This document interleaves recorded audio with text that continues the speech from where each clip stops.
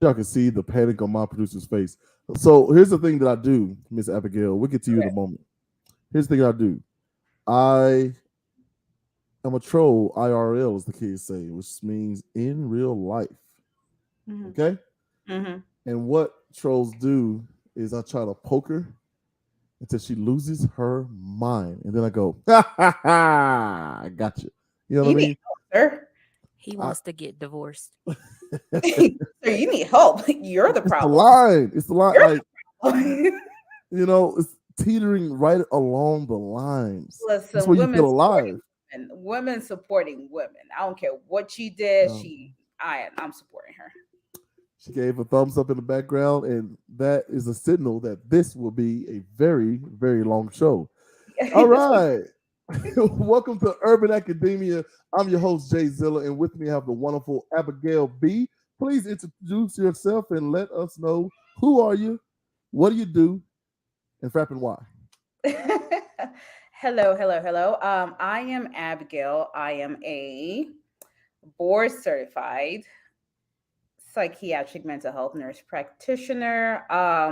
So what I do mainly is, behavioral health, psychiatry. I diagnose and treat mental disorders, order labs. So basically, what most of what your psychiatrist is going to do, I Mhm. do it. People just love us a little bit more. That's why. I like it. I like it. So, can you give drugs? I can prescribe um medications. Mhm. If I do have my own practice, I can also dispense said medications. So yeah. Man, so okay. Do you ever get people signing up just to get drugs? Listen, I can tell, pretty quickly, right? Like some people want certain things. We're not doing that, because my goal is safety, right? I'm not gonna enable people, with certain behaviors, but I can tell pretty on. I'm gonna have that discussion with you, and tell you, no, ma'am, no, so no, we're not doing that. Yeah. Okay. All right. Well, all right. All right. Okay. How'd you get into the business? So actually, my mom was a psychiatric nurse back in the UK Hmm. a long time ago. And how did I get into it? I didn't even think about my mom getting Hmm. into this. This is what happened. So I left Louisiana. I was gonna move to Houston, and my friend was like, "Hey, why don't you apply for psych? And then you can switch over to like, women's health or med surg or ICU." I was Hmm. like, cool. I hate this anyway. I'm just Wait, gonna do what is the it. this? What is the this that you're hating? I did not like mental health. It was probably like my worst, class in school. I Ah. hated it. I was like, this is I don't like this. So I got in, and my first day, they're like, well, there are 10 of prisoners here. This is horrible. I'm like, okay. And that first night I was like, oh, this is fun. Oh, I like y'all. Y'all are Wait, spicy. the patients, The whole, because the I whole ended up, experience. yeah, between, like, my colleagues and then the patients, I was like, oh, this is fun. I like this. This is, and I stuck with it, So, yeah. That's so funny. So I used to work as a oh man, so many jobs, so many jobs. You can unpack that for me later, right? Okay. Why are there so many jobs on my tech history, work history? But my most recent regular 9 to 5 job was working as a caregiver. Care specialist, something or other, for a facility that will. No, okay, that's the other show. Sorry. But basically, what we did, it was an adult daycare for senior citizens who were dealing with dementia, you know, most notably Alzheimer's. Yeah. And anytime people hear that, they go, "Ooh, not me," right? But while you have moments like that, for sure, especially if you're short staffed or that gum you forgot to get your coffee or eat, that bagel in the morning, um, it could be rough. But for the most part, it was super fun. You never know what they're gonna say, where they at, who they are, and the facilitators of this is a lady by the name of Jessica Logger and Miss Risa, her bestie, and double one. Um, what they're really good at telling us or teaching us how to absorb, redirect. And when I tell you some of the funniest stories that have come out of that, like I don't think much I can say on here. I know Yes. you know how that goes. Yeah, there it is. Mayberry Senior Services. Yeah, if you're in the Albuquerque area, we highly suggest you go check them out. All right. So you say that you had a lot of fun with the atmosphere of your job and everything. You're rolling along. Talk to me about a rough situation and how do you handle those moments? Like, what's your Oh, tactic? oh my God. They are, you know, in working in psychiatry, behavioral health, there are a lot of, tough moments where it's not the physical, because to be honest, right now my job is not physical. It used to be, but Right. not, no longer. It's just it gets mentally exhausting, and when you are the type of provider who actually cares about, your patients and what you do, Whew. sometimes you take that on you. I have gone through some of my charts, and just read, devastating Right. stories, what some of I call my people, what some of my people have been through, with trauma and depression. I remember when I worked back in Austin before I moved out here to Albuquerque. Um, I had this kid who was really struggling, so parents brought him in. He had some, delays, developmental delays, and the fact that I worked in a setting where we did not have a lot of resources, Hmm. um, kind of like really hit me hard because he would act out, right? It wasn't any fault of his, but he would act out. And because, I don't think his parents knew any better, or, they did not really know what to do with him. They will always take him to the ER, Right. and the ER is like, we can't do anything for you, right? Either they're increasing his meds, adding more meds on there, not really helping him.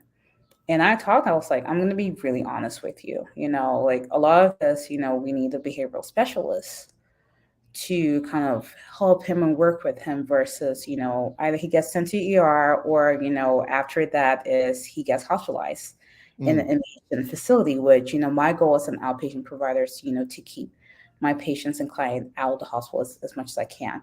So, being in an environment where I don't have a lot of resources, kind of gets to me because I feel kind of like, locked Mm. in a sense where, okay, I don't know what else. I want to do so much more for you, but my hands are tied, Right. and just, it's just taking some of that on mentally. It's exhausting. There's a lot of burnout in my profession. I try to think about it. I've had, patients cuss me out. Like, Yeah, buddy. like, like, I'm just trying to help, man. Like, why? Wait, wait. Let me ask you this: was it Yeah. because you forced them to wear glasses? Listen, you're a grown man. You're an adult. I'm just saying, tag team my wife. Put your glasses on, old man. I'm like, Oh, whoa, whoa, whoa. Where's all the hate? but you can't see though. You know what? I will admit my vision seems to be a little bit more clear when I wear my glasses. You're welcome. That's how humble I am. You're welcome. Yeah. Okay. Miss Abigail B, we brought you on here to talk about mental health, right? And like this Yes. is your reason for being, right? I'm so excited to have you on. But that is such a broad term. It's used everywhere in every way. Like, hey, get in here and do these dishes. Oh, I just really feel like my mental health is not in the space for dishes right now. It's like I feel really, you know what I mean? Yeah. So a small clip. I say I get to take all the credit. She does all the work. All right, look, it looks like I'm pointing at you, but right behind Miss Abigail's screen is my wife's like seething, just glare. And can y'all feel the heat? If you see me start sweating, it ain't the hoodie. He's defaming me. I do not accept that. You know what? See, here it is. Long show. All right, let's play this clip. Difference between mental health and mental illness. So, mental health is what we all have. WakeMed psychiatrist Dr. Narissa Price describes mental health as a continuum. It's always there, positive or negative. It has to be really intentionally looked after, that you don't just wake up having good mental health. Think of it like a sliding scale. At its best, you're excelling, joyful, energetic, high performing at work or school. On the opposite end of the spectrum, you may be in crisis, extremely anxious, not sleeping, perhaps thoughts of suicide, serious signs of mental illness. There's a lot of complexity that goes into us developing mental illness that we don't fully understand. Being aware of the triggers can make a huge difference. Sometimes it's genetics, a family history of mental illness or substance use disorder, or unresolved stress, a death, financial problems, divorce. But 75% of mental illnesses begin before the age of 24, triggered by childhood trauma that's never been confronted. All right. What about that is right? What are they missing? Help us out. What the frap is mental health? So think about it this way, right? Now we focus a lot of, on our physical health, right? Our body. How is your body feeling? How's my heart? All of that. And you go to a doctor like, hey doc, I think my blood pressure is high. We focus on physical health. Now we forget about our mind. Our mind carries so much and does so much, and we tend to neglect it. We don't think about the health of our mind, right? So that Mhm. that really is, mental health. Now that mental illness starts creeping in when we are not at that equilibrium, right? We are unbalanced. Like our mental health, either we're low or we're high. Our mind or our brain is not happy. And there are different causes of mental illness. It could be the environment you grew up in.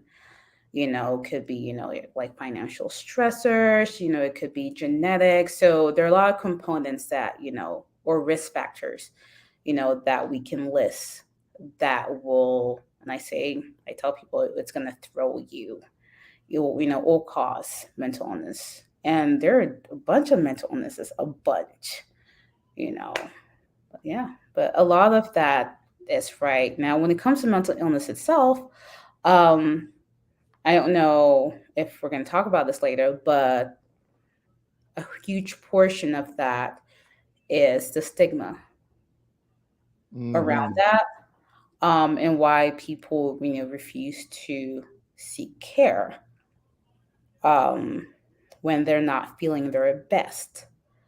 There are just a lot of things that we need to discuss as a community or as people, as to why is it okay for us to go to our primary care provider or primary and be like, hey, Right. I feel like my sugars are high or my blood pressure is high, and we don't want to talk about, hey, I'm not feeling so good today, I'm feeling You know sad. what? You know what? You are so nice. Okay? But what the world needs now is not more nice. Look, get the frap off y'all's backsides and go do something. See, she I can't will say that. I will call you out. I will call you out. I call people, Yeah. I'm like, we're not doing that today. Uh-huh. I will tell my people, I'm like, no, no, we're Yeah. not. But But you're but talking about, the stigma and everything. How many times in our community it's like, oh, Uncle Joe just crazy, right? Or some other probably more serious issues where you just say, you know what, like we'll just keep the kids away from this person because you know how they be acting sometimes. But like no Yeah. one is actually getting professional help. But Yeah. do you think that it's people are truly dismissive, or is it that we've dismissed it for so long that now we don't even know what that looks like? So we don't know how to identify when a person is having a mental health issue because we've just been told all our life, oh, Yeah.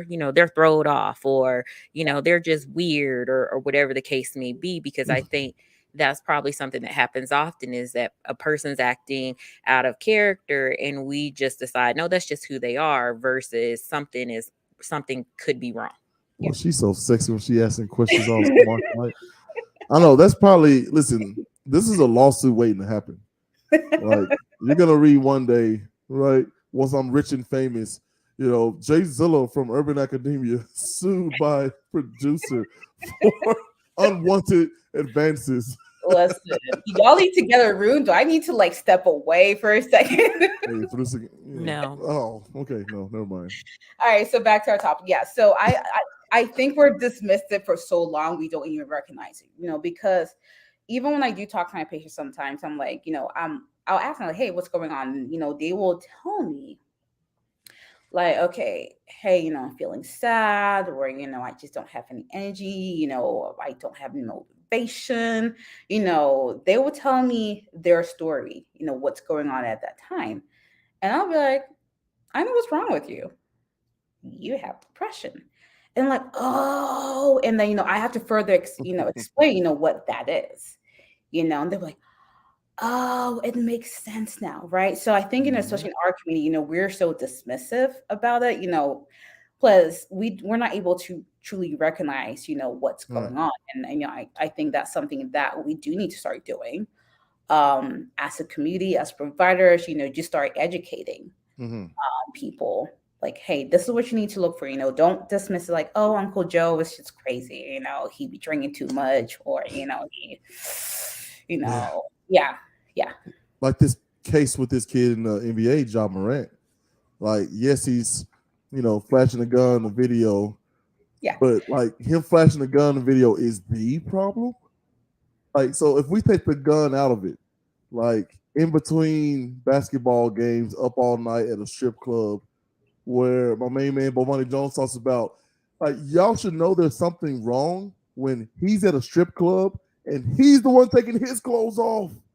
Like he's there shirtless and just kind of hanging out or whatever. And he's drinking like whole bottles of like wine and taking them to the head and tequila, I think at one point. Like a bottle of tequila. Like I remember college. A bottle of tequila. Like That why are we not supporting him? Like, oh, Ja Morant just young and crazy. Like, well, no, can we say that maybe he's dealing with this fame the wrong way? He's from small town South Carolina and now he's in Memphis. Are we supporting his behavior because he's famous? Lots of checks. But if you were okay, let's say you were I think people support their behavior because they recognize his behavior, because it might be behavior they engage in too. So to call him out would be to call yourself out. ooh, there was a guy who says like that's not dangerous to large groups of people. Like even some suburban kids. It's like, yeah, NBA young boy, yeah, flash your gun. Yeah, what's the problem? What's the problem? Oh, take it to the head, right? Take the ball to the neck. Like, what's the problem? That's what they say in the rap songs. That's what I see in the movies. Yeah. I mean, I believe we do have some problematic behaviors. Again, I ask myself and I ask my friends, like, hey, is this just normal now? We just think this is normal and we just like, just go along with it. Mm-hmm. But, we need to really start having real conversations and, just talk about it. Like, hey, this is not cool. And again, you cannot blame certain individuals because of the environment they grew up in. Maybe that's all they know. They don't know no better. So we need to really start being honest with ourselves and our people and be like, hey, nah, fam. Wait a minute. So Miss Abigail B, okay. Yes. I don't think you would allow me to use such strong language as blame. Like, right? Let's remember our training here. Okay, everyone take a deep breath. Right? I believe that we are so ill educated on this matter that possibly people are jumping to some conclusions or not taking this as seriously as we should. I believe that young man has went from almost nothing to we want you to be the face of the NBA. Like what? In like 5 or 6 years. Like, and I know people from your accounts, oh man, give me that money. Give me that fame. Watch what I do. Struggle. Yeah. Like you have no idea. I've peeked into that world briefly through some other friends of mine, and it's rough. Yeah. It's rough. So my thing is like I think it's more fruitful to take blame out of it and say, what can we be collectively doing? Right? Because the NBA and all those sponsors, they want to maximize profits. Okay, we can find a way to maximize profit. You know how you're not going to maximize profit? If this guy knocks himself off. How are you going to make money off of him then? His friends and family around him who may or may not be working because, I've got Mr. That $100 million check over here. Right? Yeah. Like collectively, what can we all do? Like, even if you're coming in from a selfish standpoint, I want to make money off this guy for a long, long time. Like, maybe start thinking about, encouraging some better behavior. Right?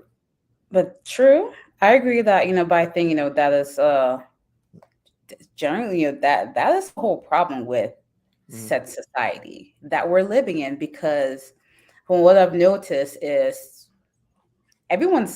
most people are greedy, right? They're not going to care about how you're doing, how you're feeling. How can we make money off you? And it's not just about the NBA or like the huge companies out there. It's, even in our day-to-day lives, like the people you work for, do they care about you? Like your mental health could be, horrible right now. They don't care. Your boss is going to ask you, why are you late for work? Why aren't you doing this? Why? So all of these companies truly do not care. They care about using you. And it doesn't matter if it's an NBA, NFL, it doesn't matter. So we need to start taking care of ourselves and looking out for us and our people, because they're not going to do it for us. Do you ever feel like that you see the opposite to where there is a overconflation of mental health being used as an excuse for everything? Do you ever find that you have people, sitting down with you and you're just like, oh Lord, why are you here? Because people just have a certain measure of expectation not to have a bad day or not to ever feel sad. Like these are normal things, but we've maybe on some level made it so big that I think to some level we as a society have said, ugh, I'm so tired of hearing about mental health. And so people are really getting lost in the cracks. I see that a lot. And I've had people who are, as humans, they're horrible humans. And they will do something and their excuse is, oh, it's my mental health. No, it's in your mental health. You're just a horrible person. Right. I don't like how you're looking at me when you say that. I can't even see you. I can't see you. Yeah. So so now that I'm saying mental health has become a little bit more recognized, or people are paying attention to a little bit more, people will, some people, I'm not saying all, will use that as an excuse. So this happened. Oh, my mental health. Oh, my mental health. Is it really your mental health, or are you having trouble coping? Do you not know how to cope? Right. And when I talk to my people and patients, I like to set realistic expectations with them. You're not going to have, even if you're stable on meds, you're not going to have, it's not going to be happy, joy every single day. You're going to have stress. Life is going to come at you. What I want you to do is, can you cope? Can you manage? I don't need to adjust your medications.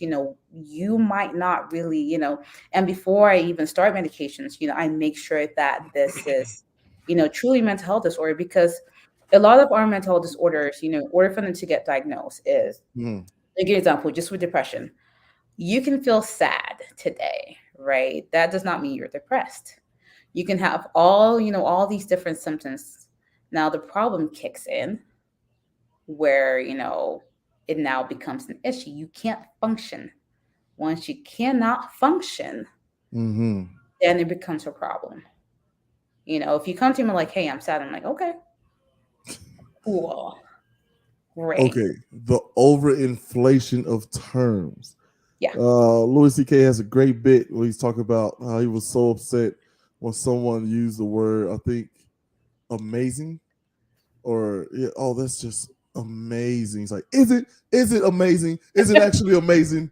And he was just talking like he went off. Like, I hope someone drops you, like the person you love most pushes you over a cliff, and then Superman scoops you up just to drop you from higher.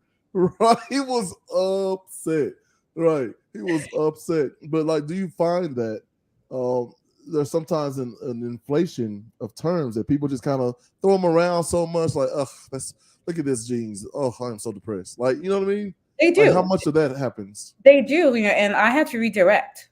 I really had to redirect. Re-educate people. Like, no, that's not what that is. Or something like, are you feeling happy? Oh, I'm manic. You're not manic. That's not what that means.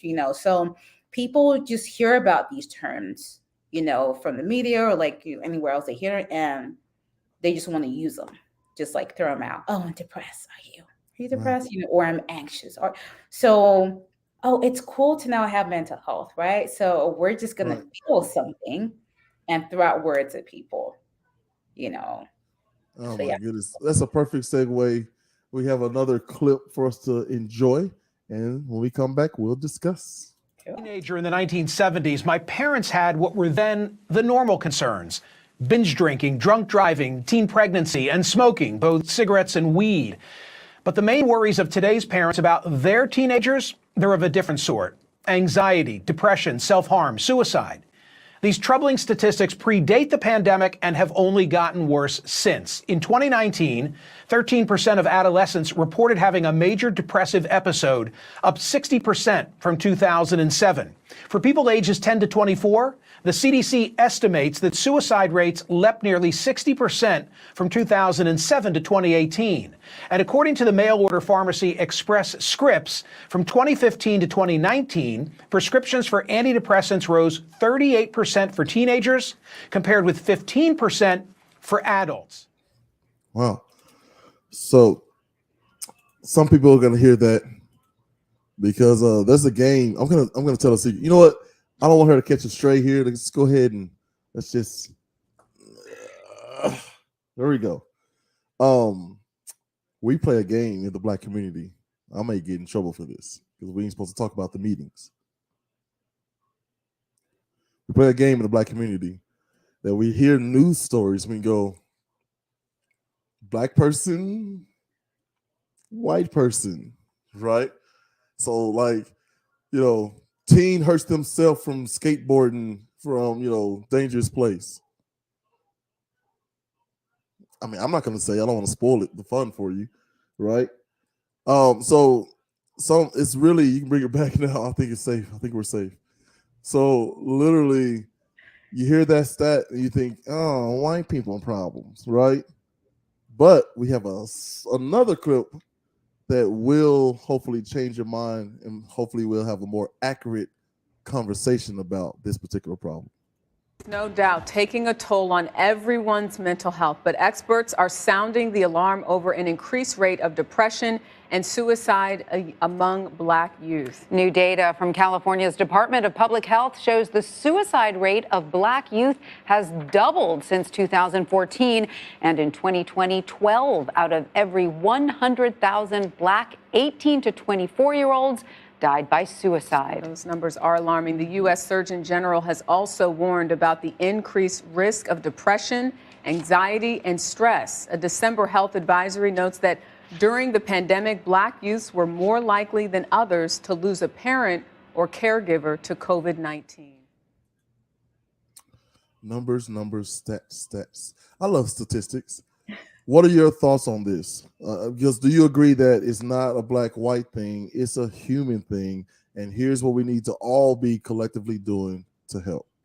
And this is a human thing, right? I'm also going to throw this, out there that we are less likely than, like white people to die from suicide at all ages, right? Now, us, the Black people, well, our teenagers are more likely to attempt suicide than white people. Oh, Now, that sounds very surprising, right? Because, a lot of times in the media and the news, we hear of, white teenagers, white people committing, suicide. wait a So, minute. yeah. Wait a minute. That actually makes so much sense. And I'm going to tell you why. Okay. I think by and large, the families of our Caucasian brethren who have more resources, so maybe they understand how to surf the web better, or like I had somebody show me the difference between a Google search and a Google Scholar search, and then if you put quotations around a specific question, it will try to find that specific question, right, in the Google search. Right. Look at your face. Look at your face. Right. I didn't know that. Me neither. Me neither. White kid told me this. Right. So the idea that like if we all have these problems and we're all thinking about attempting it, they're more successful probably because they know how to actually research how to do it correctly. Because I don't know one single person from my community who has learned how to make a bomb from scratch. What do you think about my theory? She's like, look, I don't know what to do with that. No. I think, I think they have more resources than we do, honestly, because, think about it, when they are in crisis, whatever crisis is to them, they are, if it's substance use, they get carted to rehab immediately, right? If they are suicidal, next thing we know, they're in an inpatient facility, to get help and treatment. Do we, as Black people, do we know we have resources? Do we know how to use those resources, to get the same help that our white counterparts have? Right. And also, it goes back to us as a community. Do we know how to help ourselves and our people? Are we able to recognize all of these issues that we are facing versus, oh, this is a white people thing, this is a Black people thing? It's a human thing because we are all struggling. They are able to voice it and recognize their struggles. We don't have that yet. Oh man, so I've been told all my life, just suck it up, push through. Hey man, it's always been hard for the Black man. You ain't a slave now, right? Like so, like these bars that we set for ourselves and these rules, right? You don't talk to the police. You don't get people outside the family involved in your family business, right? Kanye West has a whole song. This is family business, and he just listed out some things like, no. There's a therapist for that. There's a doctor for that. There's a police officer for that. Like, what are you talking about? Like, he's just like the whole song is like crazy stuff that they're professionals for. And I've, in my own personal experience, I've been kind of been bartered with like, hey man, why you just laying around the bed? Get your lazy Black blah blah blah up. You know what I mean? Yeah. Like, how do we start to change that narrative and saying like, hey, this person who's usually bubbly is now sleeping for days on end? Like, that's a red flag, right? The ideal of, we like the church. You can tell a tree by the fruit that it bears, right? Yeah. Yeah. So speaking on that, and I will say, we need to educate ourselves, because if we are not educated, we're going to do the same thing to our kids, and thereafter it's going to be a cycle that's going to continue. So you're able to educate yourself, and if you start seeing certain patterns, within yourself, or or with the people you love, you're okay, this ain't cool. I don't think you're okay. It's not just about you being lazy. And literally, the same thing happens in the African community, right? Because I am African, they will, if someone has depression, like, oh, you're lazy. People have other problems bigger than yours. We don't know why you're not doing anything. Or, someone who's a schizophrenic, oh, they're just crazy. You know, the big thing I would advocate for is education. We need to Mm-hmm. educate ourselves so we can recognize those issues and those patterns. That's the first step. Because if our parents or our forefathers did not know, and even on top of that, I just think in our community, the way we're raised, we are raised and there's just that pressure, because we all know we have to work double to achieve, what Mm. other people, you know, have or achieve. So, like when I talk to Black women, especially, I can see it. And they tell me, I can't do this anymore. I tell us like, hey, it's okay to break down. It's okay to be vulnerable. It's okay to cry. Mm-hmm. We are raised to be tough 100% of the time. And that's not humanly possible. We can't do that, Or Black men, they have to provide, they have to do this. But, do we turn and, look at our men like, hey, are you okay? You don't have to always be strong. It's okay to cry. It doesn't make you less of a man. If you're a man like, hey, I'm not feeling great today. I'm a little sad. I can't. It's okay. So we need to teach ourselves and our kids and the future generations that, this all I'm a strong Black woman thing, I'm a strong Black man. We gotta Mm-hmm. stop it. It's not working for us. It's not. What would you say we could, what would you tell a person if they are the person in the family or household or friendship that is um, dealing with a person who has mental health issues? What should they look for? How do you distinguish between, what, this is just somebody is just being, irresponsible, or if this is really a problem? It's not just hey, they're just being a jerk today, or they're just being irresponsible. How would you recommend, what can they look for? And then one of the things that we've kind of talked about recently through a couple of episodes is just um, means, right? So even if you get to a place where you can recognize, how do you even begin? Where do you go? Not all of us are fortunate to have insurance where we can search our insurance and it tells us, go see this person. Where can they go within their communities to start that process? That's a really, really great question, right?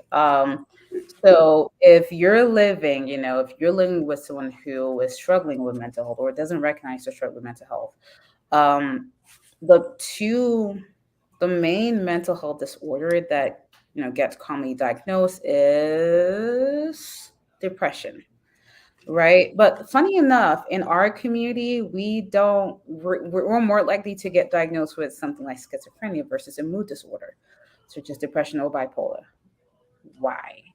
But there's certain things you're going to look for. I'm just First of all, with depression, you're gonna have that sadness, right? Mm-hmm. Sadness, you're gonna have fatigue, there also could be, irritability as well. Like that person could, start talking super slow or moving super slow, or just like talking or moving around like really fast, just like agitated in a sense. So you have that restlessness with it.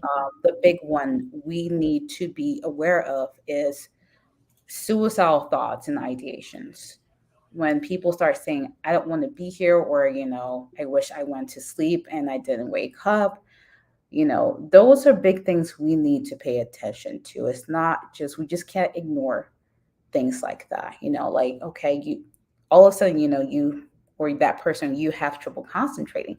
That Mm-hmm. could also be, a sign of depression. They're not eating. Imagine, Uncle Joe, typically, he's a happy guy, and all of a sudden he stops eating. He's not trying to lose weight. It's just he doesn't have that energy, Mm. or he is sleeping all day. If you see someone sleeping all day and that's not their norm, check on them. Be like, hey, are you okay? Like, what's going on? Mm-hmm. Or they're not sleeping, you know, it's depression, when it comes to, you know, bipolar. Bipolar is basically you have those symptoms of depression, and then you cycle through what we call a manic phase. Now, Hey, my favorite. listen, my Hey, bipolar people love to stay manic, oh my right? They goodness. love that mania, like that energy and that high you get from mania. Now, if you're out here gambling, you go down to Sandia, you're out there gambling, spending money you should not be spending, right? We're being promiscuous and reckless. We're driving crazy now. For those of us that live out here in New Mexico, New Mexicans drive crazy. I mean, we know that, right? But if you start to notice, like for example, like your driving habits, you start being erratic, your mood is more elevated, than usual. You're getting like 2-3 hours of sleep a night, and like you're great in the morning. Like, hey, yay! Don't be looking over here, wife. Fun. I don't need no sleep. Those are, once your sleep starts slipping, and sleep is a big thing as well that we don't realize, is a huge component in our mental health. Without Mhm. sleep, you're not going to function, right?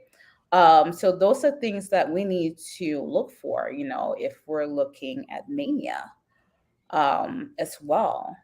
And mania and depression, will make our bipolar. Now we're talking about psychosis or something like schizophrenia in general, which again Mhm. we tend to get diagnosed with more. Um, we're going to be looking at, okay, I'm going to be sitting here like, and I start talking. Hey, hello. We start having all these conversations. I start talking to myself. I start acting weird. You lose touch with reality. That's really, what delusions and psychosis is. That person loses touch with reality. Like, I can tell you, hey, I'm seeing, I'm seeing Tom and Jerry over there. You tell me no, Abby, you're not. I'm like, yes, I am. I've lost touch with reality. So Okay. like, oh, just think. Funny enough, I was talking to one of my patients who was seeing things and hearing voices at the time, and I was trying to do her assessment, and I sat there and I was like, hey, she's like, hey, I was like, can you please tell your voices that you're talking to me, and could they give me like 10 minutes, please? And then she goes, shh. Wow. Right? That to her was real. She told the voices to shut up, and apparently they did. And then It's nice to know she's the CEO of that right? operation. I love that. I love that. So those are, just signs, some of the signs we need to watch for. Now, when it comes to resources, I'm going to say this, and a big resource, and a lot of people will not want to do it, but it's going to Uh-oh. be super important, right? Check in with the closest ER you have, or psych hospital. A lot of people I know, a lot of my patients do not want to go to ER. Why? Because, oh, I'm gonna get locked up in a hospital, right? Right. The average length of stay is 5 to 7 days. It is. Hmm. What we see in the movies, where they lock you up in a room, and you're in a straitjacket, we can't Right. do that anymore, Wait, can so you even call it a straight jacket? Don't get me canceled that good. I ain't trying to catch no straight. you Hmm. know, I worked in inpatient as well, we can't do that, so I think, people need to see a better picture of what like an inpatient stay looks like, so they're not so scared to go in. Some patients are so scared they don't want to tell me when they're feeling suicidal, because they think, I'm going to call the police to their house. They're going to, get admitted involuntarily in a hospital, and they don't want that. But that is supposed to be a space that's supposed to keep you safe. Mhm. So there's definitely a crisis line. If especially if you're feeling suicidal, or you're just not feeling your best, and you need to talk to somebody, right? They are your ERs that you can show up to, and and just let them like, hey, this is how I'm feeling. Again, it does not guarantee that they're going to lock you up Right. in the facility. Or you can walk into your local psychiatric hospital and at least get an assessment, because that is the first thing. That is the first thing they will do. They're not just going to pick you up and like throw you in your room. They're going to do an assessment. You may need to be there. You may not need to, you may not need to be there as well. So those are like the more free resources. I think they have a couple on the NAMI website as well, just kind of help people out. But I think the main thing is we need to destigmatize, mental health, and be like, it's not that scary. It's scary, but it's not. Once you feel safe, it's not. It really isn't. It's not that bad.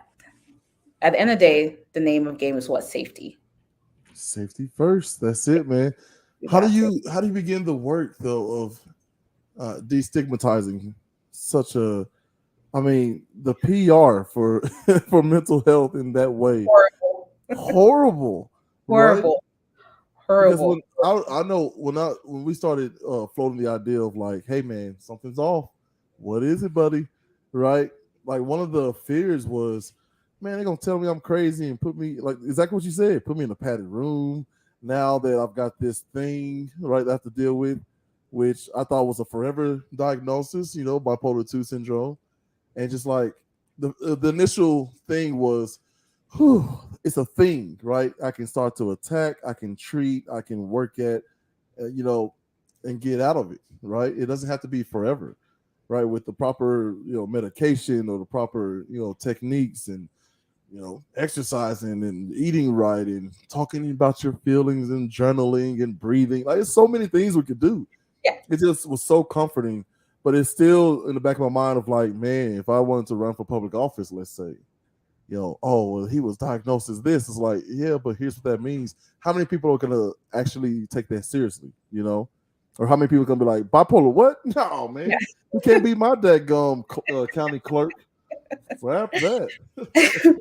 See, one thing I do strive to do, especially, with my first encounter with my patients, and especially if it's their first time ever, making that decision, because it's a huge decision. It is huge for you to sit there and be like, okay, something's wrong. I need help. And for you to actually take those steps to get help, it's huge. And I congratulate, my patients, like, thank you for being here. You did good. This is the first step. So what I do as a provider, like, you're here, you did good.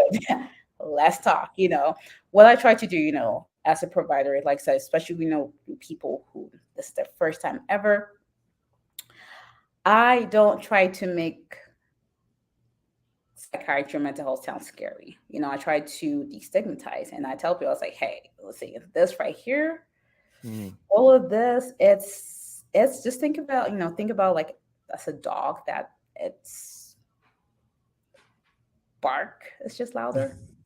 It's not that, it's bite. It's like, it's a little bee sting, right? It's really not that bad. So I think when you have that first contact with somebody who is able to calm you down, all your fears. And I probably told you, I was like, hey, it's scarier than it sounds, right? The meds especially get a bad rep. They do. Right. But, you just need to have, I think, it's that first contact with whoever your provider or the professional is, just kind of help you, because I feel like, if I have a patient talk to me for the first time and I scare them away, I'm like, this is going to happen. This is going to happen. This is going to happen. You're not going to want, first of all, you're not going to trust me. Then you're not going to want to take meds or, go to therapy, and working in medicine. First of all, us as a people, we don't like talking to a doctor. Right. Because we do not trust. So if you're not going to trust let's say your primary care, what makes you think that you're going to trust your psychiatrist or your psych NP or anything in this realm? Right. Take your dadgum pills. Take your pills. It's like anytime I get look, hey man, pick that sock off the ground. Dad, if you taking your medication, well, I don't even. Don't try to play me. Like, pick that sock up. I am perfectly fine. Yeah. So, as professionals, I just think, if we are your first point of contact, we need to be able to, tell you it's going to be okay and show you it's going to be okay.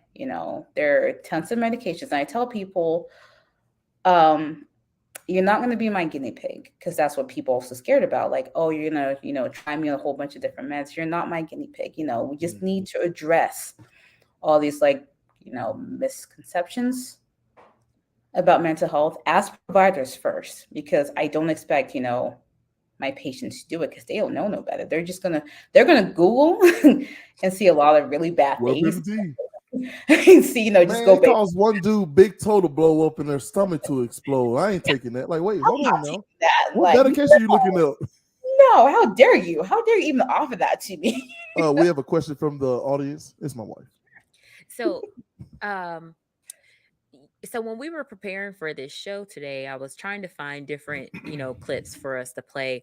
And the question that kind of popped up in my mind is when I was kind of looking through like articles and publications and podcasts and all the things. Pretty much there were only really two areas where they really focused on mental health as a concern, which was for young people, which I get why, that's a big concern, because one day they're going to be big people. And so if we break them when they're younger, they're still going to be broken when they're older, unless we do something about it.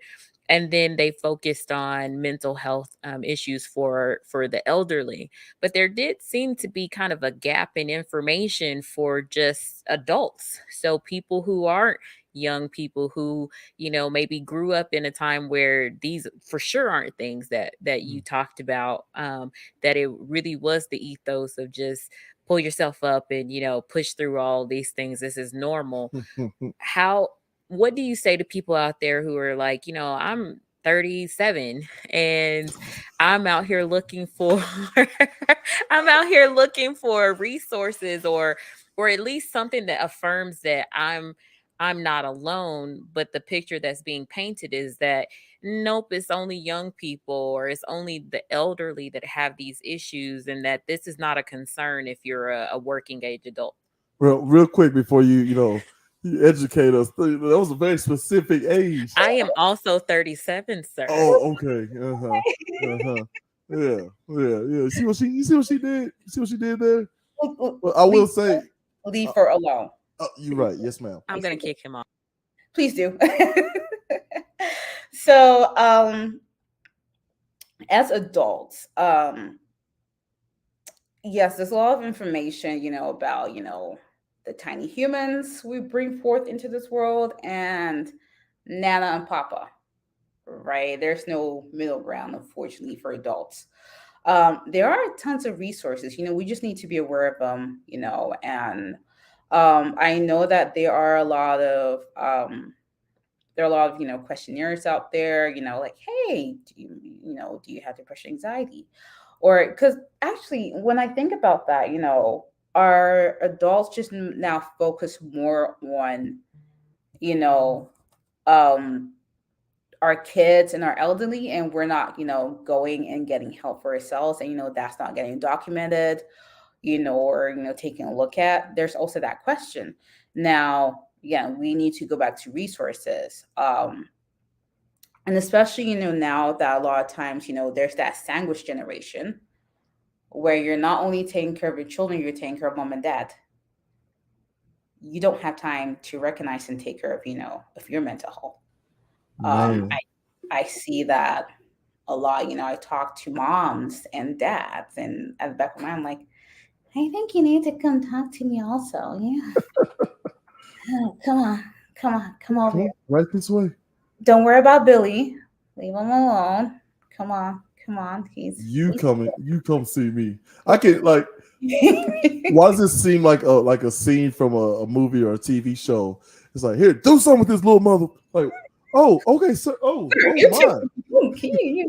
Right. Get in there. He kicks him in the center of his back. Get in there and get better, boy. You crazy in the head. Oh, sir. Here are 17 of my cards. You come back and see me anytime, right? That's right. But look, listen, social media. can be rough out there. All except for good old Uncle Zilla's Urban Academia, live every Saturday night, right? Some social media can be very toxic and not as cool as this show, Urban Academia. Urban Academia really is the place that you want to come for information. But this morning, for the first time, a new warning about something else: social media and what it means for kids' mental health. Why now for this advisory? We're issuing this advisory to sound the alarm. Surgeon General Vivek Murthy says there's not enough evidence to show social media platforms are safe enough for kids and teens. We see rates of depression and anxiety and suicide and loneliness going up among young people. And I'm concerned that social media is an important driver of that youth mental health crisis. This is the defining public health issue of our time, youth mental health. Research shows 95% of teens are on social media. More than a third say they're on constantly. And teens spend an average of 3.5 hours each day on these kinds of apps, something research shows can double the risk of experiencing symptoms of depression and anxiety. The other day, my daughter came up to my wife and I and asked us if she could post a picture on social media. How old is she? My daughter is 5 years old. She's actually in preschool. But she's been hearing about this from her friends. All of the big platforms require users to be at least 13 years old to create accounts. But nearly 40% of kids ages 8 to 12 say they've used social media too. Tech expert Max Stossel sees it in the conversations he's had in the past 6 years with more than 100,000 students, parents, and teachers. When I started doing this work, I was getting the question, is 16 too young to give my kid a smartphone? Now I'm getting the question, is like 3rd grade too young to give my kid a smartphone? Stossel recommends 14, but ultimately the right age may be different for different families. You are almost certain to get pushback from tech companies who say they're trying to protect kids. They have age limits in place. I appreciate that the technology companies have taken some steps to try to keep kids safe, but it hasn't been nearly enough. The Surgeon General thinks Congress can and should do more to regulate social media companies, the same way safety standards are in place for car seats, for example. And at home, the advisory recommends creating a family media plan together, implementing tech-free zones like at mealtimes, and partnering with other parents with similar philosophies for support. What's at stake here is our kids and their future, plain and simple. So I had all social media is bad except for Urban Academia. Live every Saturday night, 8 p.m. Central Standard Time. Okay. We had a daughter who we were like, hey. Well, right.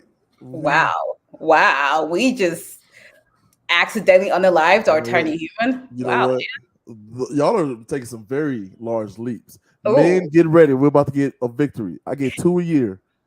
I'm going to use one right now. We have had a daughter use an app that hides other apps. So while I was saying, hey, you're too young to be on this stuff, we don't want you on, she says, okay. And I was like, every now and then I would do a phone check, right? Because I absolutely was like, man, I didn't get a phone until I bought my own after high school. So I'm not, meet me halfway. Like, can we wait till high school? It didn't work out, but whatever.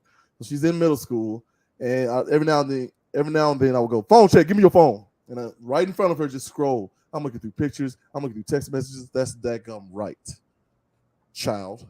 Right? Sorry, I went somewhere just now. Whew, breathe. Box, you good? Breathe. Deep breath. Ground yourself. So on one of these random checks, I know it's an app that I've never seen. I didn't say anything to her because I smart. And I went and researched that app, and what it was like on the screen, it looked like one app, but you're able to put a bunch of apps inside that. So your parents don't see Facebook and Instagram or Snapchat. All they see is like this cutesy little kitten little thing like, hey, how you doing? Which, by the way, who the frap is that marketed to? A cutesy cartoon kitten. Hey, kids, you want to hide your app so you can get your fix? Yeah. We got an app for that.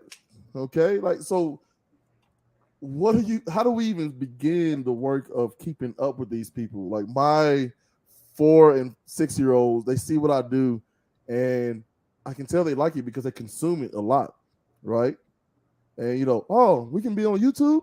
I'm like, sure. So I'm already thinking about, okay, there will be no comments. They will not have access. It'll be limited amounts of time. Like trying to set up all these things. Like, what can we do to combat something that's essentially the color blue, right?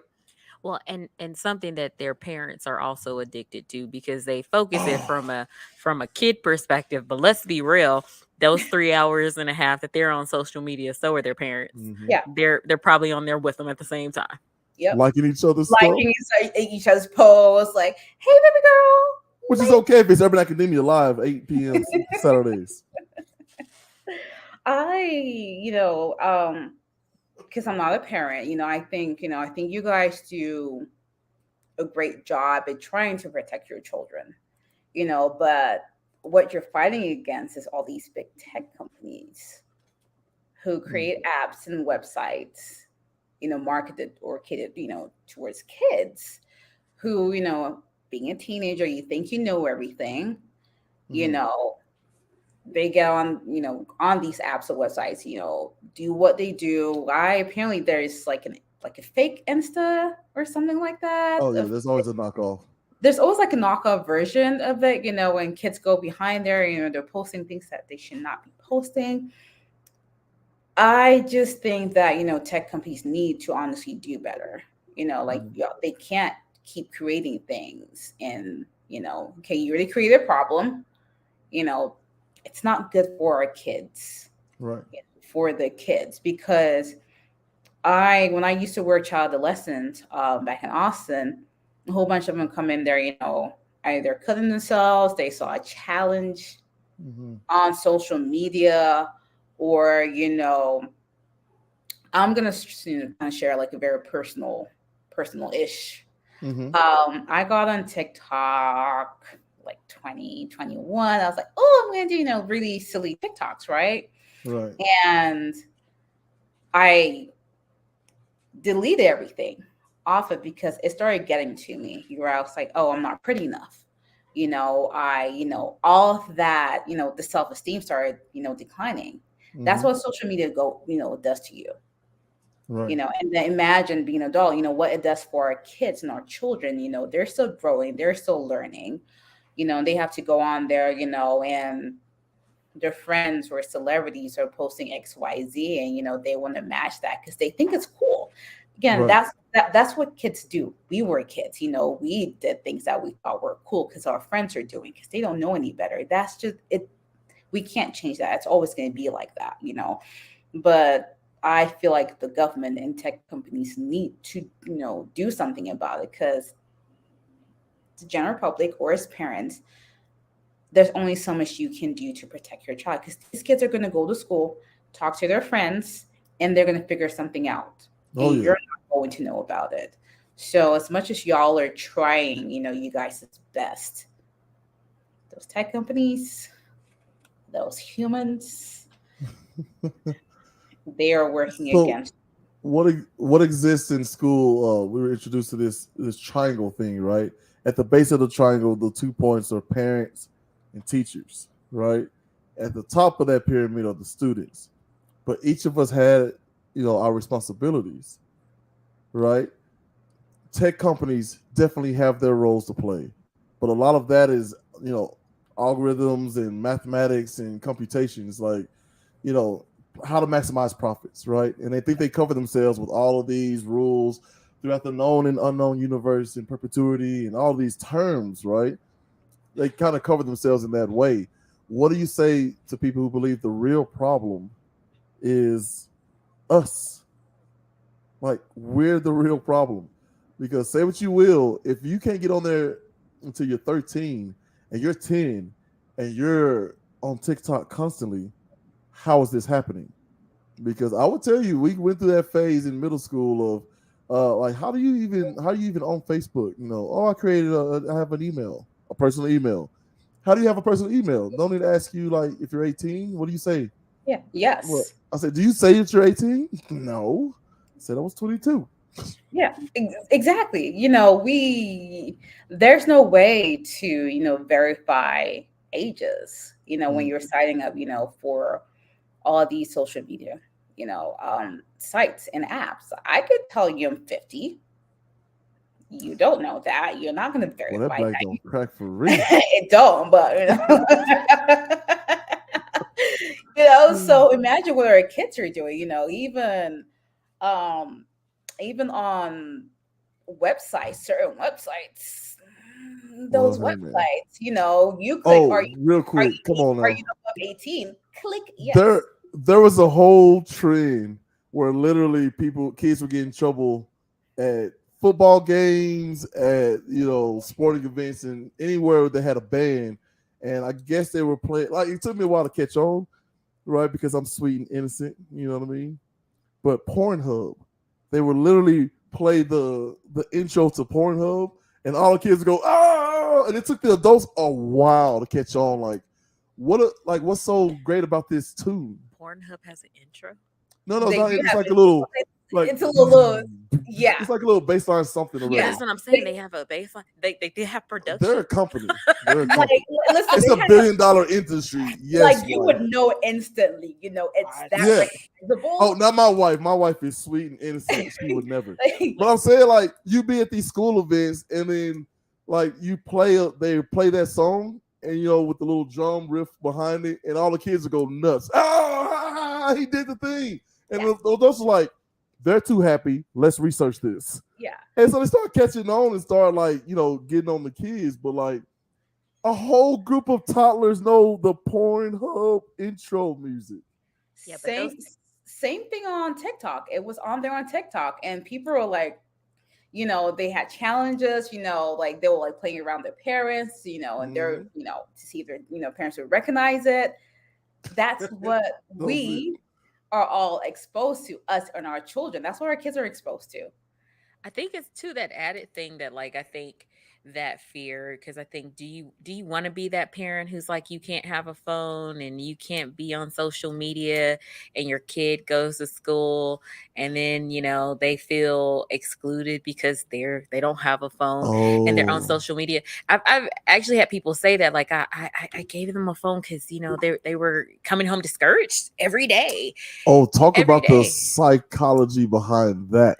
Like, I could give my kid this thing that I know I struggle with, my body image. I've got body dysmorphia now because I've watched too many Kim Kardashian pics flow through and just kept looking at myself, and now I got a problem. Do I give my kid that thing, or do I allow them to potentially be ostracized? Like, why is being on the outside of society like the most deadliest thing? Like, that's the biggest punishment. Because as a society, we have now tailored, because, the thing in society is, we look at norms, when you start swerving away from the norms, that don't, you could be right, you could be 100% right. But if you're not walking with that crowd, right, they turn and look at you like, oh no, something's wrong with you. Right? Versus, ooh, no, something's wrong with us. Like, why are you walking that way and we're walking that way? Right? So as a society,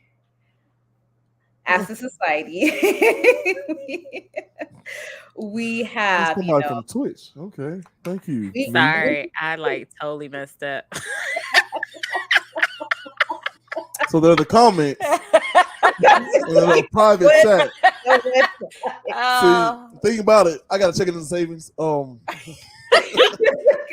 happened was what happened was, listen, I'm an ADHD, okay? Y'all can't be doing that to me. I'll be like, anyway, so again, so as a society, again, we have just tailored our minds to, wanting to do one thing.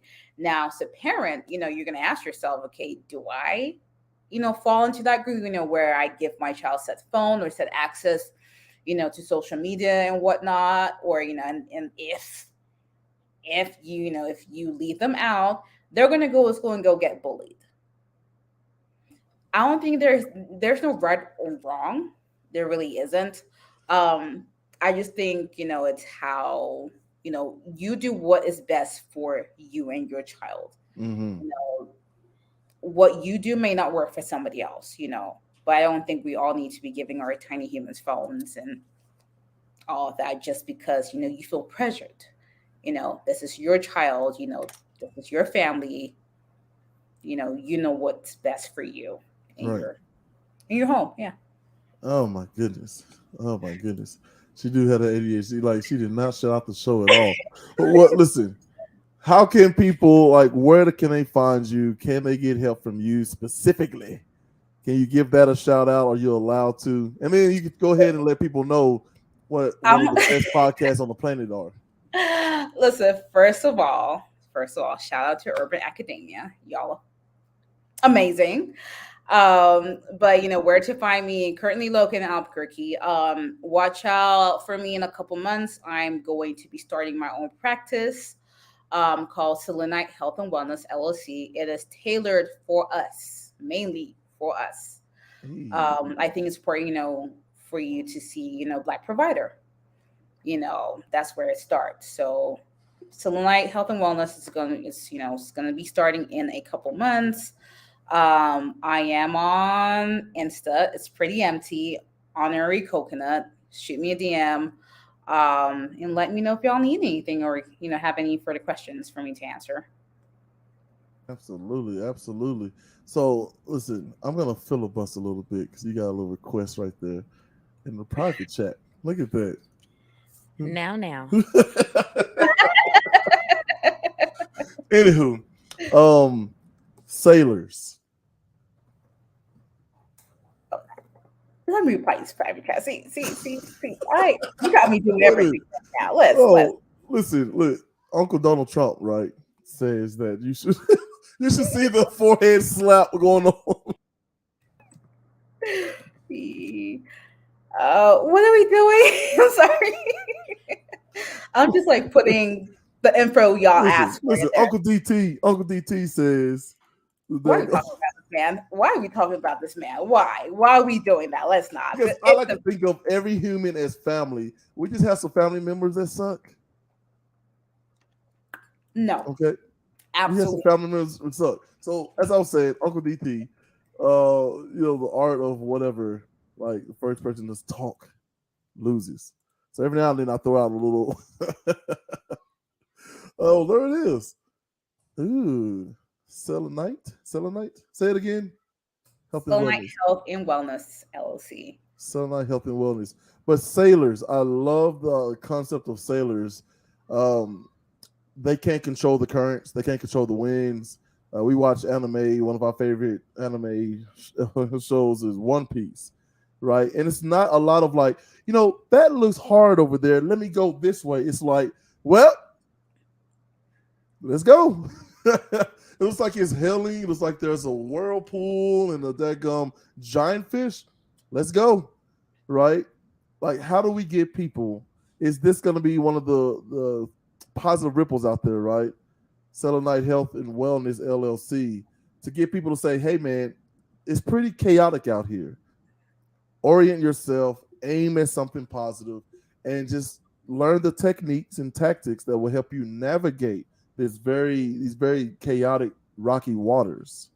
And I think it's important to highlight that it's a telemed practice, which means you don't have to be able to see her in person. You just got to have a phone. Wait, Selenite is?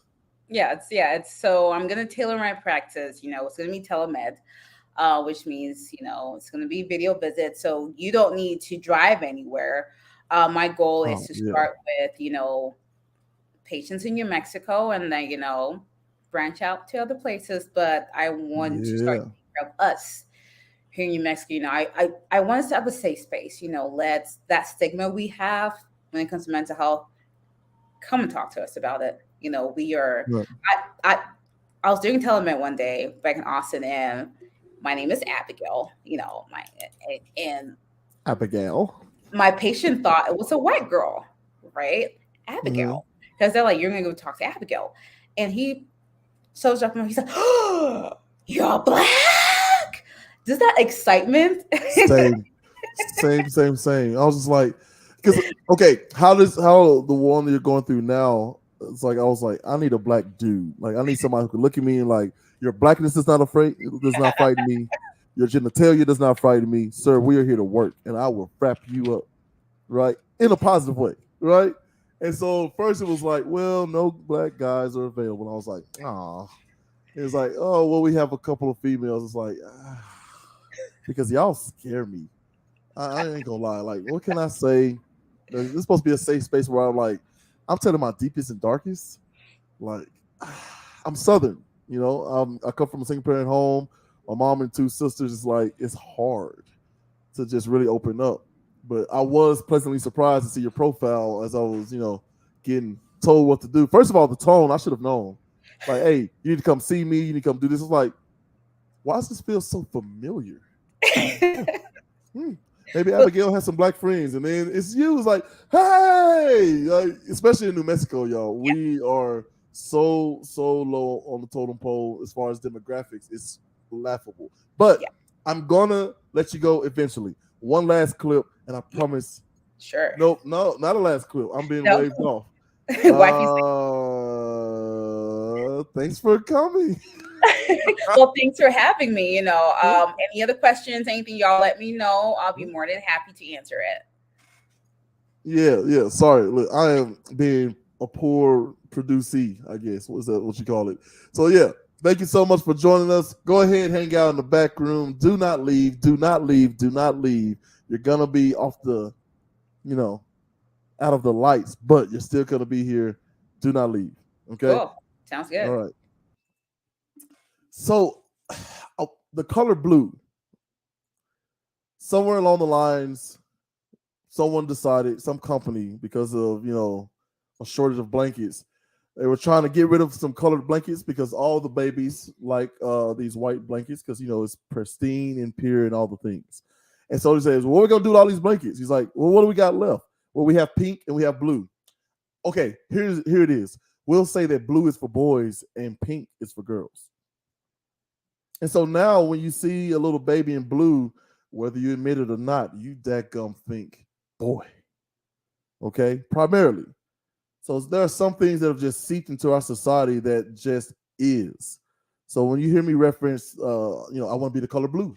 I want to be just something that people just throw on and, in the background, right?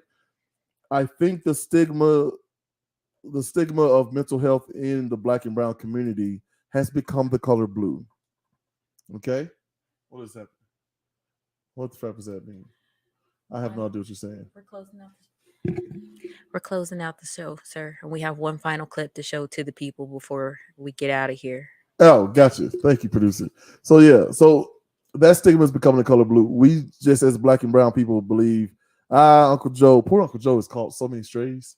Uncle Joe crazy, or Uncle Joe just sleepy for the next 3 days. Like, we have to get away from that. And just like we created the color blue being for boys, we can also create that mental health is something we all deal with, and all of us can be part of the solution because we are definitely part of the problem. So one last clip before we leave, and after that, we'll let you all go. Thank you so much for joining Urban Academia. It's muted. It's muted. A lot easier. Wait, take it off. Oops, sorry about that, folks. Now I'm ready. Go. Hold on. I'm almost ready. Why does she want to play? Nations Commission. Every 11 minutes, someone in the United States loses their life to suicide. All across our country, people are hurting and they need help. The good news is getting that help just got a lot easier. Effective immediately, if you call or text 988, you will be connected to the 988 Suicide and Crisis Lifeline. There, professional support is available for anyone with a mental health emergency. The new 988 Lifeline is free, it's confidential, and it's available 24/7. It's also a game changer for mental health in the United States. Like 911, establishing a universally known number for suicide prevention will increase awareness of these issues and decrease the stigma surrounding mental health. So I have a message for anyone out there who might feel like you need help and you've got nowhere left to turn. You're not alone. It's not too late.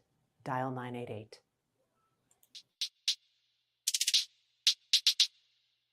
For you.